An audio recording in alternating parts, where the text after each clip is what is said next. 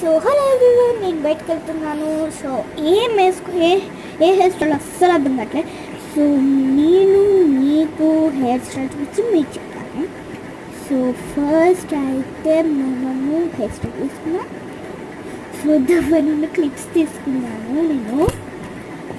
తర్వాత ఇప్పుడు మనం మంచిగా దిగుతున్నాను. నేను స్ట్రైట్గా చిక్కులు బాగున్నాయండి నాకైతే.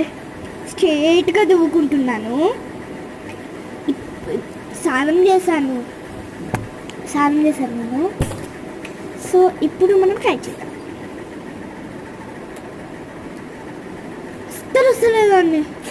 అస్సలు వస్తలేదని ఇక క్లిప్స్ తోటి